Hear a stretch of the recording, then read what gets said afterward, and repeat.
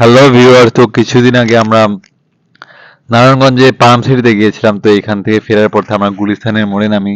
তো এই গুলিস্তানের মোড়ে নামার পরে এইখানে একটা ভায়া দেখলাম, শীত হালকা হালকা শীত চলে এসেছে ঢাকার দিকে। তো গ্রাম অঞ্চলে শীতের পরিমাণটা আরো বেশি সেটা।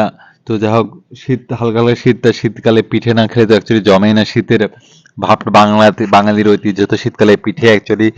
তো এইখানে আমরা শীতের পিঠের ভিতরে চিতাই পিঠা, যেটা চাউল গুলিয়ে বানায়। তো এই পিঠাটা এক এক এলাকায় এক এক নামে বলে। তো এটা আবার চিতাই পিঠাতে আবার পরে যে রসে ভিজিয়ে রসের পিঠাও বানায়, এটা আরো বেশি মজা হয়।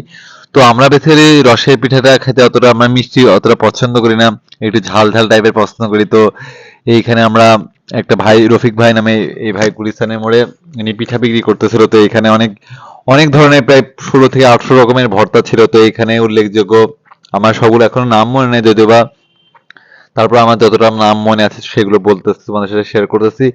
এর ভিতরে ছিল সরিষা ভর্তা, ধনিয়া পাতা ভর্তা, মরিচ ভর্তা, রসুন ভর্তা, পেঁয়াজ মরিচ দিয়ে ভর্তা। এরপরে বিভিন্ন ধরনের আচার ছিল, লাইক জলপাইয়ের আচার, চালতার আচার, আমের আচার, এবং শুটকি ভর্তা ছিল। তারপরে চাপা শুটকি, দইটা শুটকি, চিংড়ি শুটকি ভর্তা।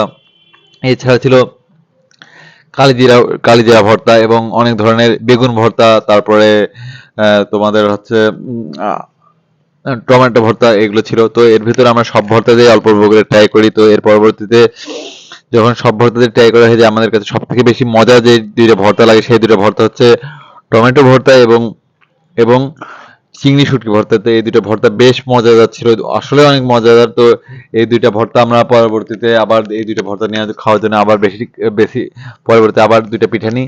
তো এই ভর্তা দিয়ে অনেকে ভাত খেতে, অনেক গরম ভাতের সাথে এই ভর্তাগুলো খেতে আরো বেশি মজা লাগবে, আমার এটা মনে হচ্ছিল। তো আমি এটা আমার ওয়াইফের কাছে বলছিলাম। তো ভালো করে